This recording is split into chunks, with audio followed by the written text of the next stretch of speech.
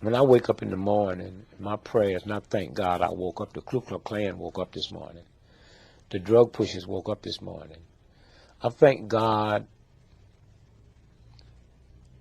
that I made another 24 hours in the most vicious, nasty, hateful, insane nation that's ever existed with my wits, without hating, without being bitter, and without being mean.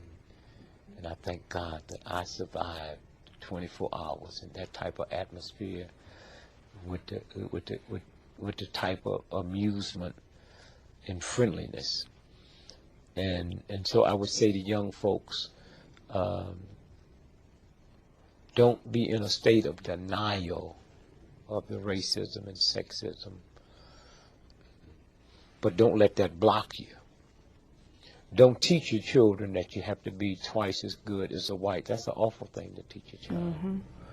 That's like saying because you're black, white America has a right to change your dollar for 94 cents. But we used to get 50 cents, and before that we used to get nothing. Young folks have to say, we don't want more change for a dollar. Excuse me, we want a full dollar's change for a dollar, or this cash register will never ring again. Yes. I would also like for young blacks to understand that about 83% of all employment happen with small businesses. And excuse me, if you don't have a small business, then you have nobody to work for you. And I would say to young blacks, get into entrepreneurship. We will never catch up with white America till we get into business, because there's a thing called tax write-offs.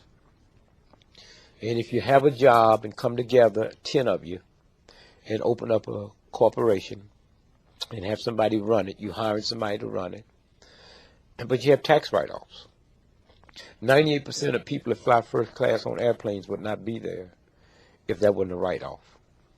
And yet, on that first class, they gave away last year $800 million, almost $1 billion of free whiskey. But if a welfare mother asked for some apple juice for the baby, she's laughed at. And so I would say entrepreneurship, and then understand that we will never survive as a group until we get into communities and not neighborhoods. A community is, I control the police, the banks, the schools, the firefighters, and I control the flow of the money. And I have no problem when I go in a Jewish neighborhood and the shop owners are Jewish, and I go into an Italian neighborhood and the shop owners are Italian. I have a problem when I come in a black neighborhood and the shop owners is not me. A Korean has a right to come in and buy my shop for $30 million more than it's worth. That's good business. But if we decide that we're not going to do business with that one, then he'll have to sell it back, or she'll sell it back to a black person for $1 million. Yes. And then the money circulates, and that's how you change. We've been so busy dealing with the hurt and the pain and the misery and glamorizing a hand few that have made it, that we have never really looked at, like they say, your role model. If you haven't got a role model in your house, you should fall on your knees and pray to God, because something is wrong. Yes. And so I would say to young folks, it's not about alcohol, but it's hard for me to say that to you when a 5-year-old got to reach past mama's beer and papa's wine to get some mayonnaise. I would also say to young folks that the number one drug that will wipe you out is not cocaine, it's not heroin, it's marijuana. And they deliberately make that a recreation drug, but it stays in the muscles, it stays in the blood, and it will wipe out your memory bank. And also, this is the first time in the history of TB that TB has always been known as poor folks. It's the first time that TB is not running rampant in the ghetto.